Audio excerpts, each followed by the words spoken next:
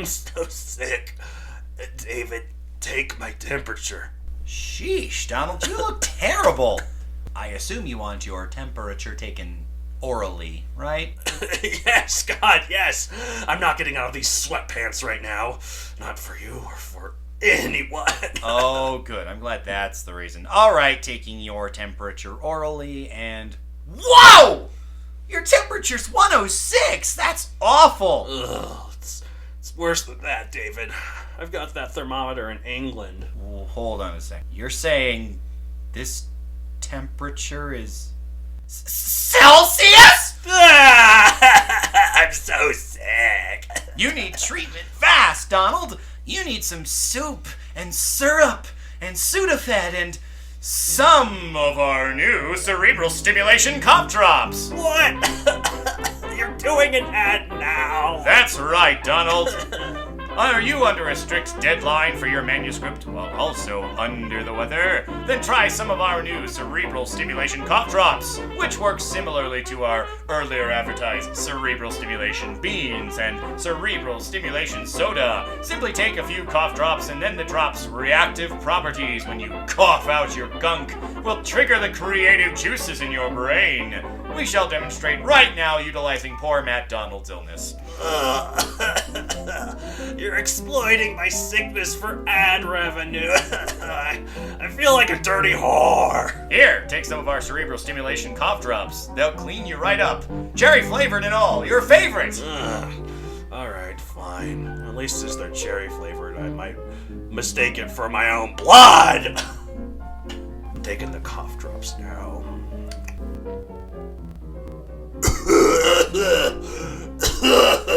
Ew, you coughed that right into my face. That's disgusting. That's what you get for exploiting my illness.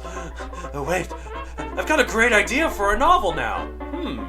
Although I might need a bit more creative stimulation to make it top-notch. No, Donald. No. Not while I'm in your line of fire. No! Oh, your sick is on my face. As it should be.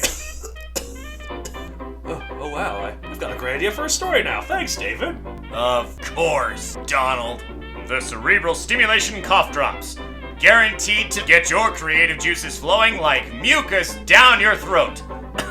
Oh, wow, that was a truly disgusting slogan. I didn't write it!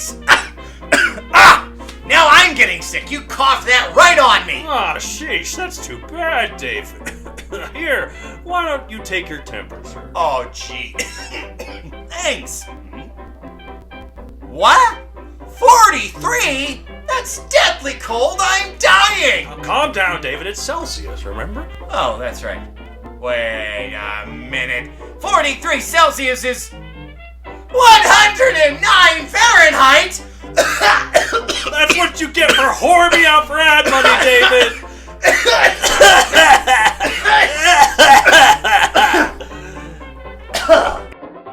Welcome, fellow nerds, to another episode of The Ritwit, the only place in America with an illiteracy rate of 0%. I think we're doing pretty good for ourselves. I'd say we're doing great, but that's because we only have 2 people in the room. What happens if we add a 3rd person even? And they're like, oh, what is reading? What are books? What is that giant thing with a corner for? These are called books. When I was your age, television was called books. Princess Bride. So, and I guess, one thing that's useful about books is picking up some words that you might have heard before. Yes. And if you mispronounce them, that's okay, because I am prone to mispronouncing words. Well, and that generally says that you learned it through reading. Exactly. So don't make fun of someone for mispronouncing their word. Rather than hearing it pronounced. Correct them, but be proud of them, because they learned it by reading. So. And speaking of which, we have a vocabulary vitamin of the month. I have no idea what word this is or how to pronounce it. Let me guess here. All right, go for it. Ebullient? Oh, I have no idea what. The vocabulary vitamin of the month is ebullient. Ebullient, I was close. Ebullient. I just had the wrong opening vowel. Simple definition: cheerful, energetic. Yuckle chuckle. That was my old one. Sample sentence for you. Donald was ebullient talking about his passion project, the Cyberpunk story. In this one, the impression is extra bad. Appreciate the voices.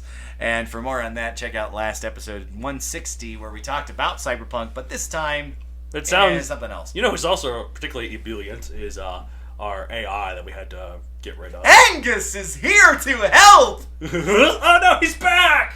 God dang it. Angus, stay away! I have turned off the shut-off switch. Angus is here I now. have gone to the very next episode because you didn't want to see the credits, you just wanted to watch more of the show, right? Angus is here to help! God, I hate that AI. Problem is he's an AI, so I can't shoot him in the head. You can't even shoot him in the outlet because it wouldn't work. No. Alright, but ebullient. So that's your vocab vitamin of the month. Yeah. Get out there and use it. And hey, if you'd like to share excerpts where you've used our vocab vitamins and we can read them on the air if you so choose, get in touch with us and we'll tell you how at the end of the episode. You know, if I did shoot that AI in the head, I could shoot it in the balls. Would that make it really steamy, wouldn't you say? Look, I tried! Okay. And speaking of which, there's nothing more steamy than shooting someone in the balls, am I right? Oh my god, really? He's being way too ebullient talking about shooting something in the balls. Anyways! Ah! Oh yeah. Oh yeah.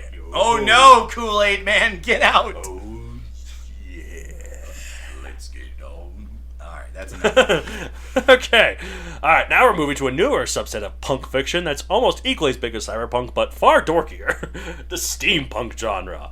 This is where the punk part of the word has now become meaningless and just designate the type of story or technology the genre entails. Just spin-offs of like, oh, if this is cyberpunk, let's do some other type of punk. Again, misinterpreting what punk means, but that's how language works, you know? It's a It evolves. It's a big game of telephone. So, and when I say newer than cyberpunk, I mean in terms of the term steampunk itself. Oh gosh, this probably goes back way for before Blade Runner was even a thing. This genre actually goes back to the time that these works are usually set, as a matter of fact. Like, the very first speculative fiction author, Jules Verne, wrote works that are now classified as steampunk. But then again, as a sci-fi writer of the 1800s... Yeah, that would do. It's only natural that his works would retroactively be labeled steampunk, so... There was something I heard on the radio the other day, and I promise it's somewhat relevant. I hope it's not. Let's pat it out. You hope it's not. I promise. Tell me about your day. No, sorry. No. So the king of ragtime, a composer by the name of Scott Joplin, actually said during his life, "I will be appreciated about 25 years after I've gone away." That's the sad reality of a lot of bigger writers. And it was true. He wasn't quite right on the time. It took about 60 years after his even death longer for that to really come into play. But then his music was rediscovered and revitalized, and we now have Maple Leaf Rag, and The Entertainer, which is the one I was actually humming, not Maple Leaf Rag. But anyway.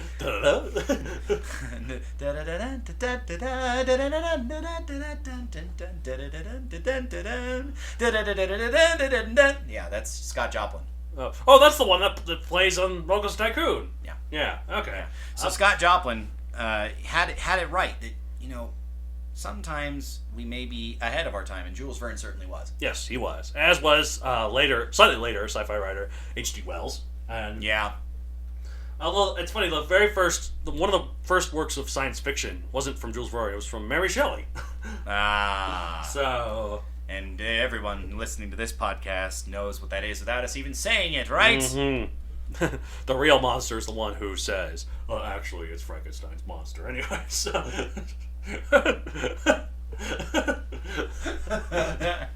Okay. It's metaphorical, damn it! Yeah, exactly. Frankenstein was the monster, metaphorically. Alright, what is steampunk exactly? In essence, it's a retro-style speculative fiction where steam power, rather than fuel, oil, or electricity, is king. It runs largely on the rule of cool, with technology somehow more advanced than our own despite running on steam. Plus, where did the hell did they get all the lumber and coal without running out in like a week? Wow, those renewable resources are nothing to laugh at. Like rampant deforestation in steampunk stories is an issue very few of them seem to address. This isn't the real meat and potatoes of it, though. Sure. The real question steampunk is asking, and this is why we're kind of expanding this beyond steampunk in this episode, is... Oh, yeah, okay. This episode is, what if the future happened sooner? Using this template, like I said, we'll be talking more about than just steampunk today. Right. Well, collectively, I'll label it within the steampunk style. Other similar genres answer the same question, but just have different aesthetics. Dieselpunk is basically the same as steampunk, but with obviously diesel rather than steam. Oh, okay. Making it slightly more modern. While steampunk is usually like 1800s sort of style, dieselpunk's like 19... Right before the Industrial Revolution, or just after. Yeah, like dieselpunk's like 1920s, like 1930s or 40s. So, Tesla punk this is gonna come up. Is equally as modern as dieselpunk, but it involves electricity. Now I know why you wanted to do punk so bad. Yeah! And it involves electricity, and obviously, these last two genres are where my upcoming book Tesla Knots lie. Is that a ding, a cha-ching, or is it just nothing? It's more of a and a ding eventually. Eventually a ding, yes.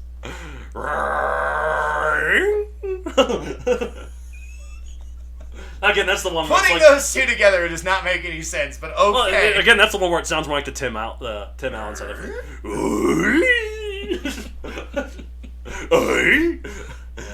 Okay, whale punk is a rare type that uses whale oil rather than steam. You want something that sounds like Tim Allen's noise? Do whale speak. We need to find his son. Can you help us? Finding Nemo, anyway. Stand-up comedian once did a thing about some Brian guy Regan, going out. What? Brian Regan. Yes, Okay. yes. This one is Brian Regan. Goes out. Somebody goes out and they're like trying to monitor what the whales are saying, and he like literally uses whale speaking. It's like, what are they saying? I don't know. I just listened to them. I know what. The only example of whale punk I could find, though, in fact, they might have invented the term. It might be the only version of it. Is the video game series Dishonored? So. I mean, that seems hyper precise too. Yeah, like oil was the thing, but I mean, there's a reason that whales are, certain species of whale, sperm whales in particular, are endangered. Yes. So. Slightly more modern than dieselpunk is atom punk, which is the world of tomorrow, as presented by the 1950s. With ray guns, jetpacks, space clothes, space cars, space planes, space balls. You said atom punk, and my mind immediately went to Astro Boy. No, that is totally atom punk. You name it. Like pre-industrial times may include clock punk. That's a fun one. Such as the Vinci faction in the seriously underrated RTS game Rise of Legends. And that may come back again. Although that combines some steampunk elements as well. Sometimes people even combine fantasy elements such as dragons and elementals within steampunk. And steampunk elements themselves are appearing increasingly more in fantasy works, particularly with the technology of dwarves. I mean, races that are designed to build, and thanks largely in part to Tolkien, we think about dwarves as being very good smiths. Yeah. So it makes a lot of sense that they'd have, machines built on something they've created itself, like just powering itself. Exactly. Like, I don't know, I haven't read the books, so I can only specify. And, the movies, especially in Lord of the Rings movies, we didn't get much of the dwarves. We just had that one dwarf, really. Of course. We saw Moria, but it was already vacated. Vacated, yeah, and basically abandoned. In the Hobbit movies, we do get to see the dwarf stuff. Well, and they have feature very heavily into that story. They have some pretty advanced technology. It's mainly water-based, like you spin a water wheel. Hydroelectric then? Yeah, but it's not even hydroelectric, it's just it's just like they spin a water wheel and that moves machinery. Like there's like kind of these cable cars that hold like gondolas, but they hold like rocks and other things like from the mines, so kind of stuff like that. And then they have like things where you have fire on it for the smiths, and other stuff, and it melts the gold. Like it's kind of advanced. I've always wanted a world where Rube Goldbergs were just a way of life rather than a sounds really exhausting. Contraption. It's like, okay, I'm gonna brush my teeth. I'm gonna brush my teeth. Gotta push the button. Any second 128 seconds later. Any second now. Just dang it, the toothpaste all over the place. Gotta reset everything. Can't put the toothpaste back in the tube.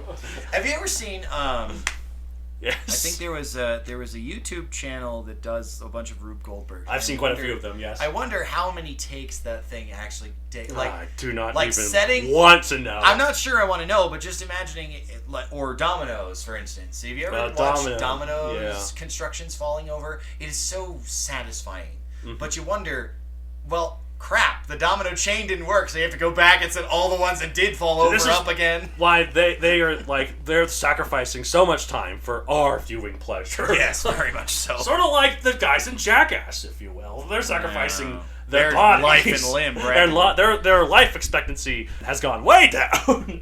They're all beat up. They're all probably going to die in their early 60s. Probably need a bunch of limb replacements, speaking of cyberpunk. For our entertainment, so... anyways, but since the genre of steampunk is very well defined, let's ask this question to start us off.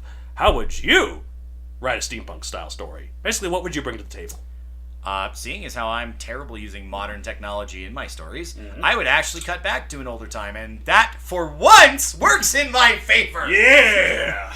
Rather than engines being made, like the engines that power cars. Yes. I mean, and creating vehicular transportation such that we know steam powers everything. Yes. The biggest contribution I could make is making the characters more fleshed out, like with modern sensibilities, yearn for, despite an antique setting that works against said development, something they'd come to grips with many times across the story. Yes. Been done before? Yeah, it most certainly has. This is why I'm going out on a very sturdy tree branch by saying I'm not bringing much to the table.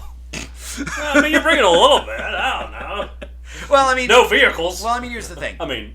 You'd have to find a different way to do transportation stuffs, yes. And as I've established already with the Cyberpunk ep, I'm not that clever. And so, like, if my biggest contribution is I think you give yourself... If it's making You're them very more intelligent. Modern, You're... Sometimes, like, maybe... No, maybe you look like... Just stop yourself. Anyway. Before I'd just be like, what are you going to say? What hurtful thing are you going to say? You're very intelligent. Let's just leave it at that. Yeah, intelligent doesn't maybe not necessarily clever. mean smart in the right ways. Yes. So, you know, it's one of those things. If my biggest contribution is treating characters like they're made today, even though the setting is hundreds of years ago, Yes. that really isn't contributing much.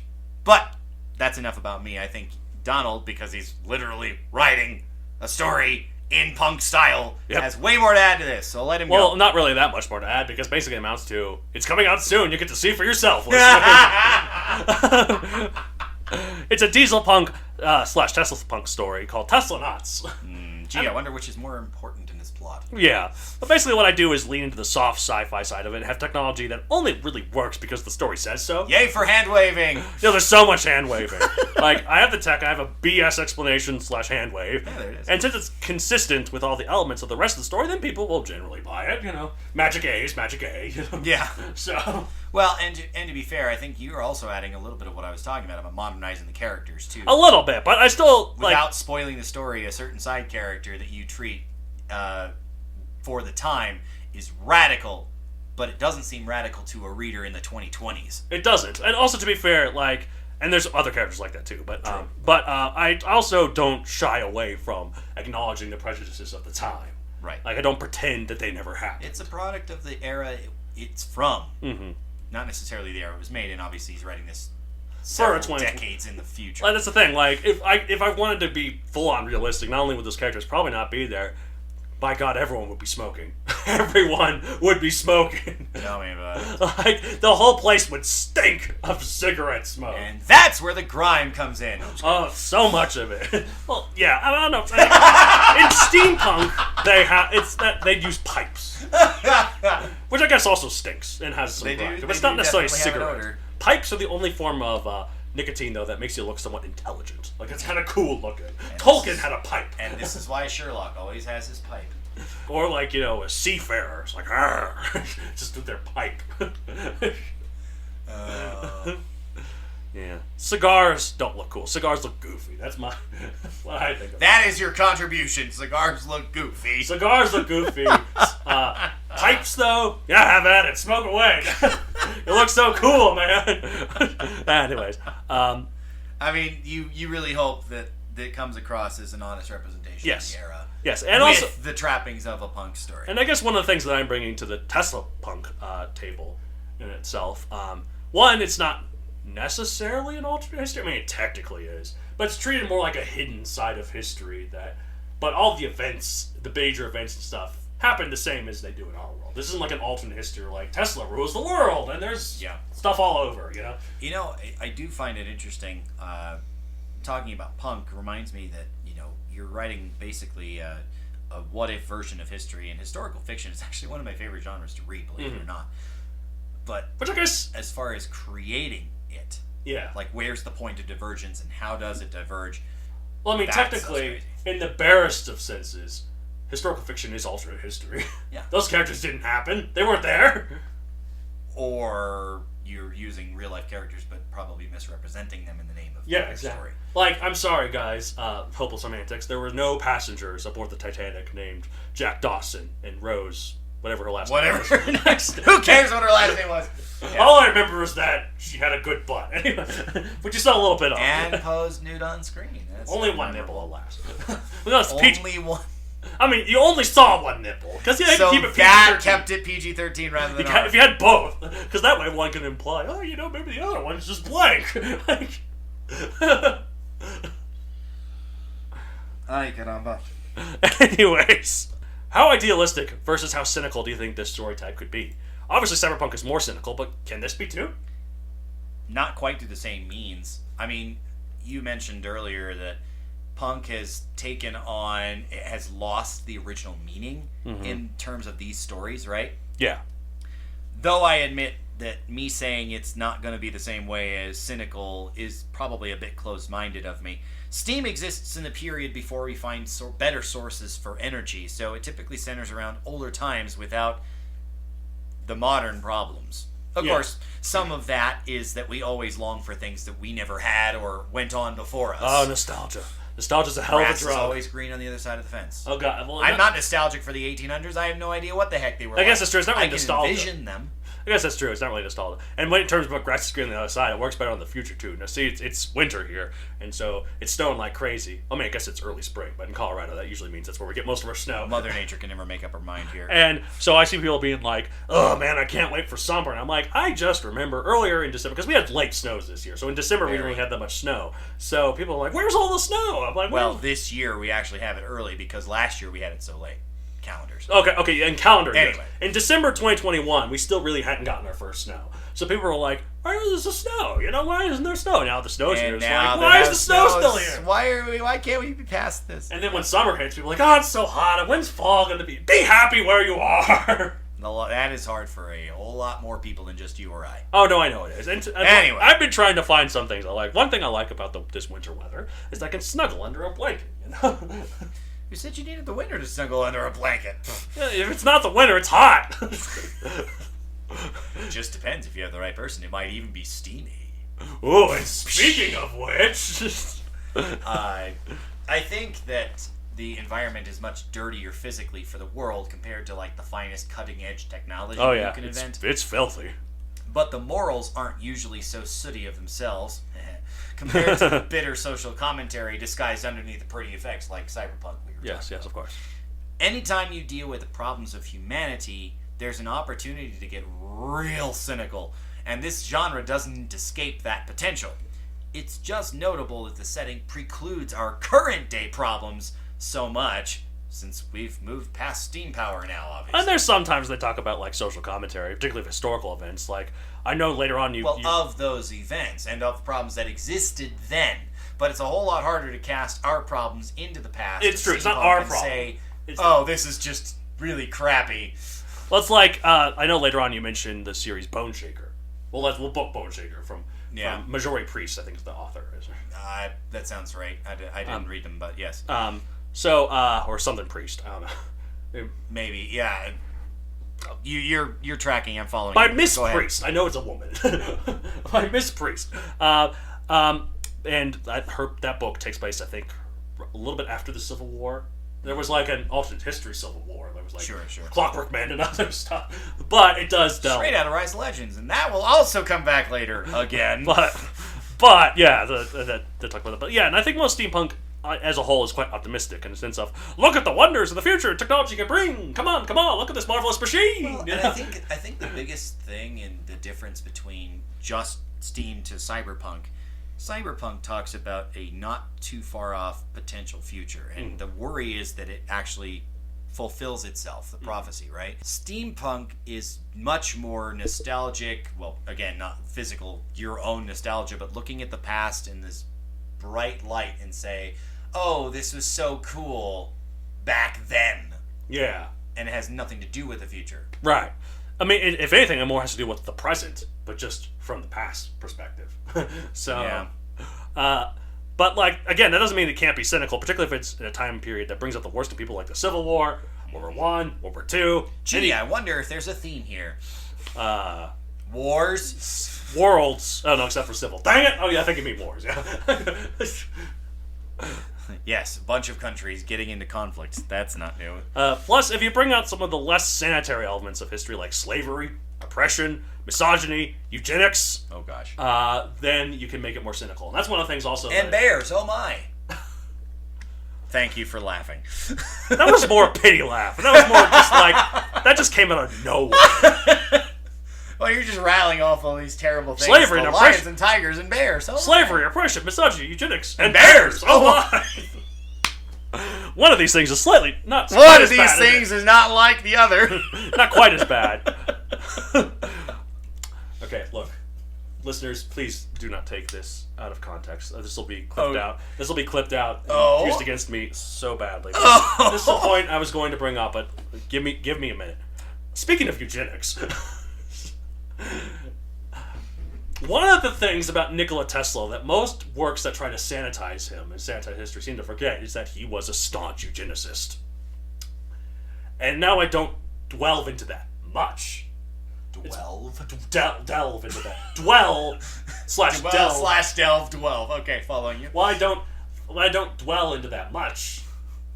I do mention it. And that's more than a lot of other works do. So. Frankly, because that was one of the much worse and less admirable qualities that he had. And unfortunately, it was more of a product of the time. Anyways, a lot more people thought that way. Frankly, you can't really take that part out of a person. You can't just clean the bits that you want to for the sake of... But that's the thing. A lot of works do. And that's not right. I fully agree with you. Which is why I'm saying you really shouldn't be cleaning these things out. Mm-hmm. That. You shouldn't. You said you can't, but you shouldn't is really the...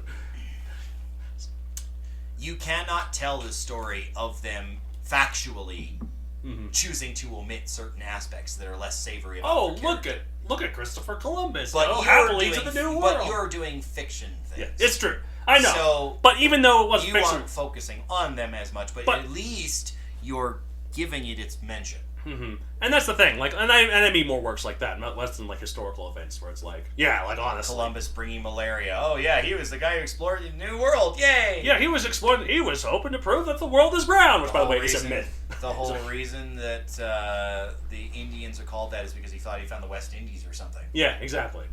So, that's not even getting to all the genocide. Anyways, so, eugenics, where we get genocide from, honestly. Yes. Legit question. Okay. Yes. Got it. Moving on. Okay, actually, here's the thing. I learned this recently from... is new, I think. It means good. Oh, good. Okay. So, good genes. Because, again, the whole point of eugenics is like, these are the good genes, and here are the bad genes. Rid of the bad ones. So let's breed out the bad genes and only have the good genes. By inbreeding, that seems like a wonderful idea. Yeah, that makes people... Like, that's my impression of an inbred person. Now, to be fair, that deleterious effect on the gene pool actually takes a couple more generations. It's not like you just decide to, I really like my cousin and have kids with him. It's not going to, like, be... I do like my cousin, just not in that way. Not that way, no. But yes, I mean, obviously, you deal with unsavory elements. Unsavory elements are not specific to this time or a future that's yet to come. They happened in the past, too. Right. Right? So you have that opportunity in a setting to deal with that problem. Exactly. But in a way, hopefully, where you don't, like, sanitize it, too. And, like, don't ignore it. Like, don't pretend that the prejudices... didn't exist. Of the time, they didn't exist, so... But... See, I'm literally not bringing anything to the table, because you're, like, saying, the thing that I was saying about adding... Yeah, it really doesn't go very far in a setting where it doesn't exist because it didn't exist. Right. And now, to be fair, this is more what you should do. Rules are meant to be broken. If you can make a good story where the prejudices of the time absolutely don't exist, and I guess maybe that's part of the intention of the story. Fair. Go ahead. Just add the caveat, probably. This is fiction. This is fantasy. I do love the. There was I don't remember what the product was, but Warner Brothers actually put a. Oh yeah, they do that, on the and thing. Disney does this now too. And it was like this whatever was the like product Looney at the time Tunes it was cartoon created. Yeah. This does not reflect our current values or beliefs as people because we've moved past that. Even if it was, doing something that made light of a certain situation. Well, often what they mention is that like this is a product of its time. It probably includes like caricatures. We can't change the prejudices and patterns of that. They add a really good line to that, where the disclaimer was like, these were wrong then and they're wrong now. But we didn't want to alter it. We have chosen to keep these preserved in their original form, as to do otherwise would be to pretend that the prejudices of the time didn't exist. So to rewrite that is false. Yeah. Disney does that too on Disney Plus for like some of their older stuff. I wonder if Song of the South is now. Some stuff that's not on there. I mean, that's then the black sheep for Disney, though. Yeah, like that's the one. It's a phrase. Get over yourself. Well, and also I've heard like in terms of Song of the South, its worst crime is that it's boring. And it's really long.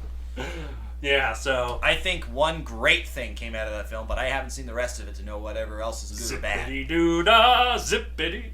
And give this guy a cookie. Anyway, there was that one because I remember seeing songs from it on like a sing-along song VHS tape. So there were some songs like also, but like there was one that was like, I think I found my happy place. Yeah. Oh, that's right. That Song of the South. That was that one too. Yeah. So I don't remember the rest of it. VHS. Yeah, so Rare Rabbit, I think, sang that one. Yeah. But yeah, no, I've heard the movie's just boring overall. Like, it's actually kind of tame. I mean, it's still bad. I'm not trying to downplay the bad. How would we know if we haven't seen it? Because that's... Apparently it's about a slave who's kind of happy in his slavery. So, he's just an old-timey black folk telling all these white kids some of the nice stories of his culture while still being in slavery. Not equating these problems, but there's a song title I'm thinking of, Happy in My Heartache, and that's just like, the way you said that just made me think of that song now. Yeah, I get that. Definitely not the same thing. But no, like, one last thing to add on that. Like, the ride Splash Mountain at Disneyland used to be themed around Song of the South, and it was up until, I think, fairly recently. Now it's themed after Princess and the Frog. Well, I guess that makes some sense. I mean, not only is it a river, but it's also another far more positive black story. So.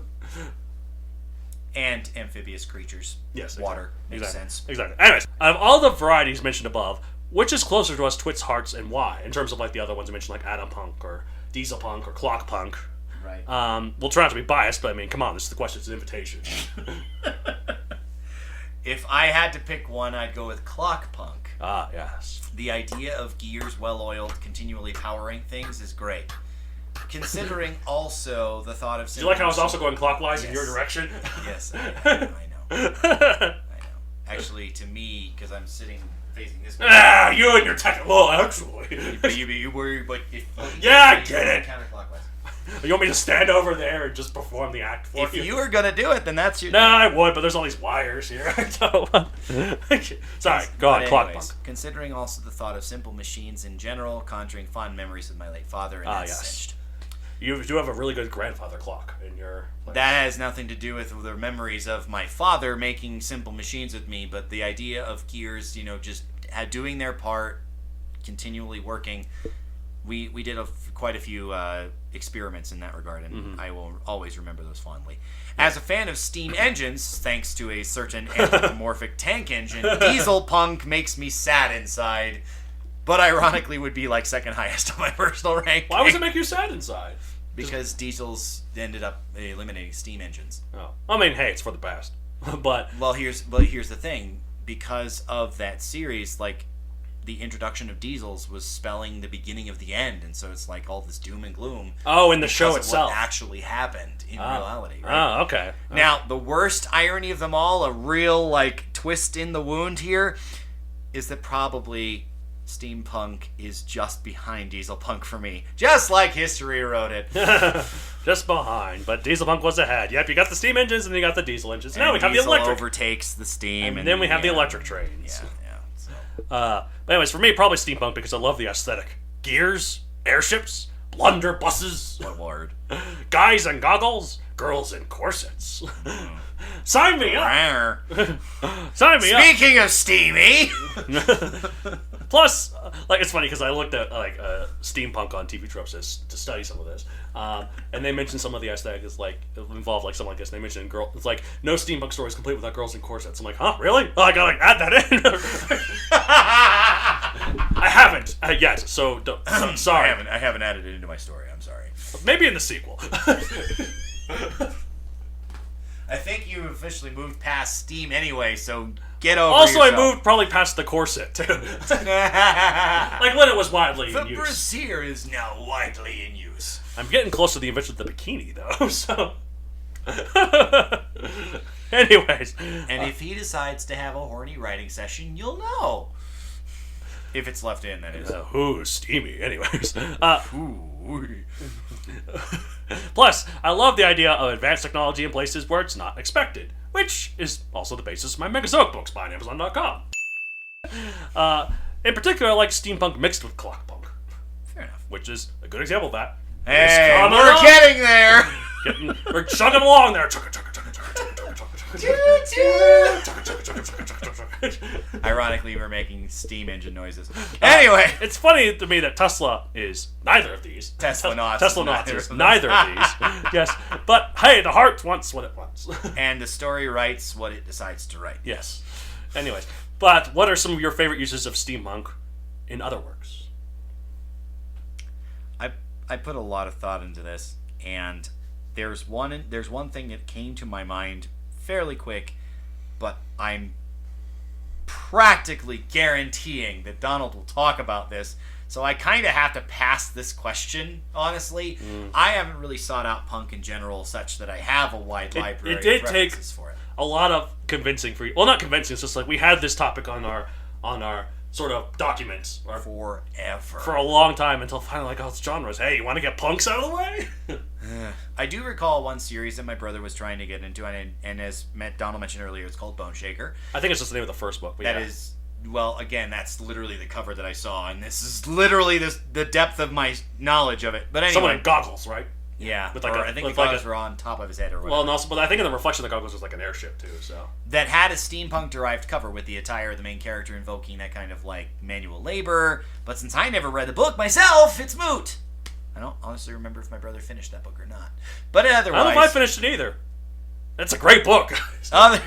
yeah, positively amazing. We haven't finished it. I mean, so it's we haven't finished it. every time I look up great steampunk books, it's on the list. So Gee, maybe we should find out why it's right instead of just trusting that it is. But anyhow, other than that, though, my biggest exposure to steampunk in this way is something that I highly suspect Donald will talk about. Oh, It yes. has already been brought up twice. So there we go. It's arriving at the station. Choo choo.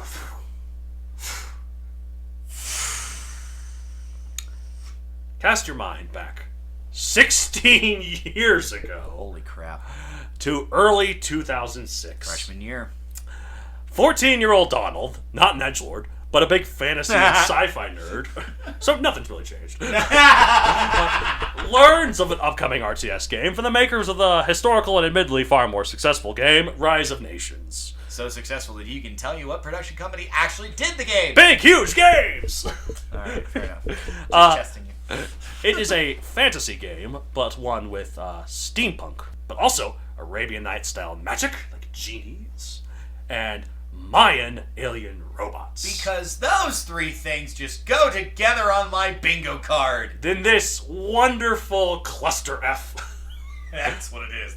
It's called Rise of Legends, and it's the coolest thing 14-year-old Donald had ever seen. It was so cool that 14-year-old Donald showed then 13-year-old David about this game very substantially.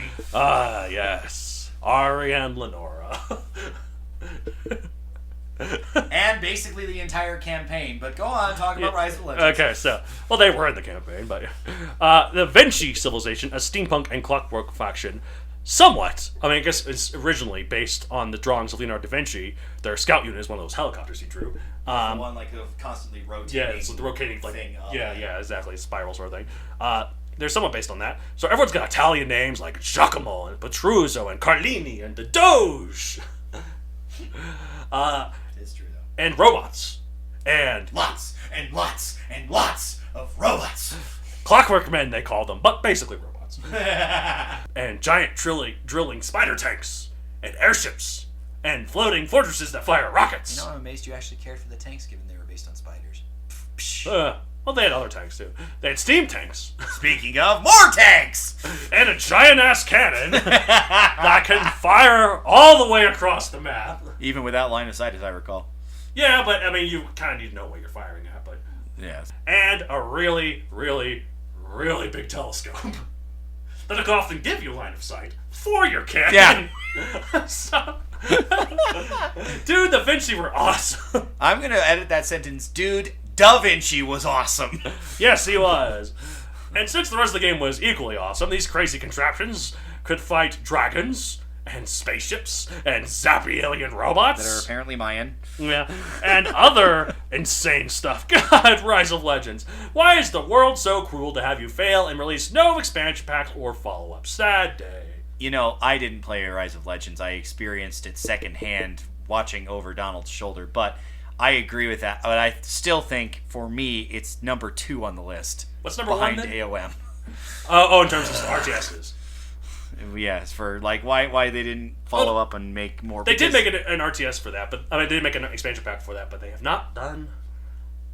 They had a could do. They had a remaster recently, but it's not Yeah. an official remaster. It's not like a definitive edition like the other ones have. Yeah. And they did add the Chinese faction, and modders have added an Aztec faction, which I quite like, but still nothing. There's Age of Empires. Like Age of Empires brand is now bigger than Age ever. of Empires had like 4 or 5 games. It just had 4 just came out like last okay, year. okay. Like and then there's the definitive edition of Age of Empires 2, which is still adding civilizations. And there's also games very, very akin to Rise of Nations and Age of Empires, like Empire Earth, that I also played. That game, to be fair, fell apart in the 3rd installment. Empire Earth? Yeah, the 3rd one was I had 1, 2, and 3 actually.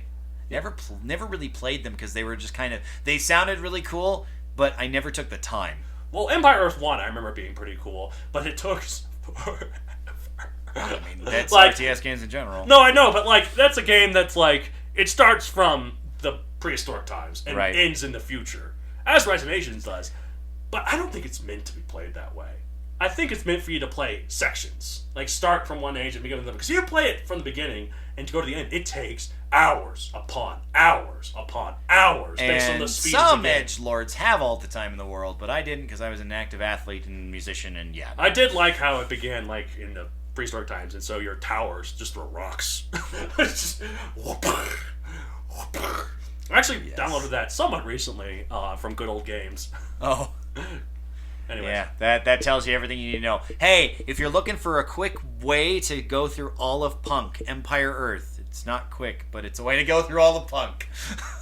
yeah. I'm joking. I mean, yeah, it doesn't. Because it did actually go into the future as well. Yeah, and they had robots. Yeah. Anyway. That's it for this week. So that's Steampunk, I guess. A huge thank you to our patrons so far. Yes, very much appreciate the support. It does wonders for us. It helped get this equipment. It's helping us get back on our equipment. feet. Come look at this fancy machine. It gets us back on our feet after losing the recording studio Yep. and still able to do this and do what we love to do, obviously. Yeah, So Patreon.com/MatthewDonald. for more information on that. Contact us at mattd@MatthewDonaldCreator.com for any questions to either co-host. Specify which one if you're. Episode ideas. You got a whole set in mind? We'd love to hear it. And if you have just good old-fashioned fan mail, we'll read it in reading the fan mail. Well, if you let us share it online. If you will, yeah. But that's neither but here nor there. if in terms of other podcasts, what about you? Yeah, I've got a podcast called Nerds Are Us. It's available where you're listening to this podcast as well.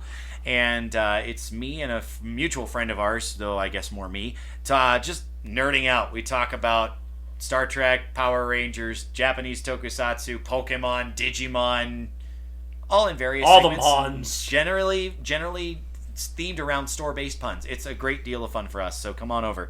If you're interested in following me personally, you can check out the Discord server that we set up for Nerds R Us, and that link will be in the description below. If you have Discord, hop on, chat with us. We'd love to hear from you. Sounds good. If you want to follow me personally, though, you can follow me at MatthewDonald Creator on Facebook, at MatthewDonald64 on Twitter, and MatthewDonald64 on Instagram. Why 64? Because that's how many light years wide my mind is. I can see all, hear all, perceive all, understand all. I guess it was just gas. That doesn't even make any sense. I think the burrito I had some hallucinogenics in it. Yeah, you got some really good drugs from that Cyberpunk story. Ah, yeah. Please stop. It's going to start stinking. Worse than all the actual stale, like, pipe smoke that the steampunk environment would literally have. Yeah. And until we come back with more on punk and hopefully less of the gas, I'm Matt Donald. I'm Matt David. Keep on ridding the good writ. Keep on written the good right. God, can we just end this, please? See you next time. Bye. The